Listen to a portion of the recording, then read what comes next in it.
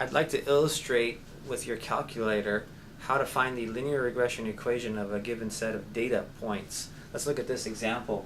This is the price of silver. T is the input number of months since April 2011, and P is the price per ounce. So here we have some raw data taken from the internet, and the idea is your calculator will give you an equation that models this or approximates this data in a linear fashion. In other words, we can come up with, or your calculator will come up with, a linear function in slope-intercept form like this that we can use to make predictions. For, let's say we want to find out 15 months after this date here what the price of the silver would be and what would be a good estimation of that. So we first find a linear function in slope-intercept form, not dealing with x's and y's, but with t's and p's. So our equation we have to recognize will be in this form. P equals mt plus b with some slope and some vertical intercept. So let me show you how to do this. We go to stat and then edit. We put these under L1, those under L2. Let me show you what that looks like. So I'm at a home screen. We go to stat and then edit.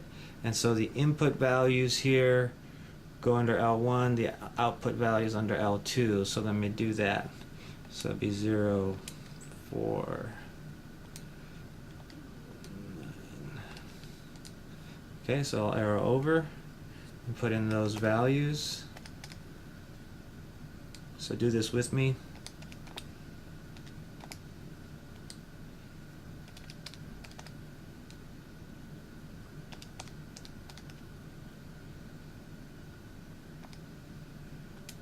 Right, inputs under L1, outputs under L2.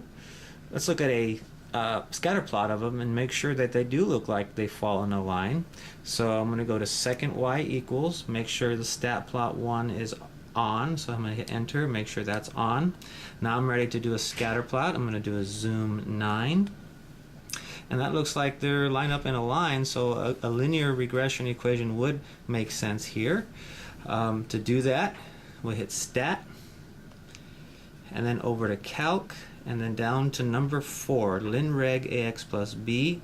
I'm going to hit enter, and hit enter again to carry out that command. And here's what the calculator gives me. It gives me slope-intercept form with an A value and a B value, and that A is the slope, that B is the vertical intercept. So I'm going to round these numbers to 2 decimal places just so you can write it easier.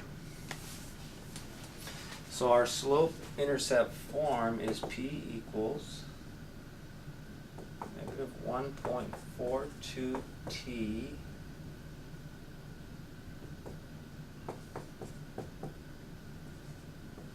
plus 4794.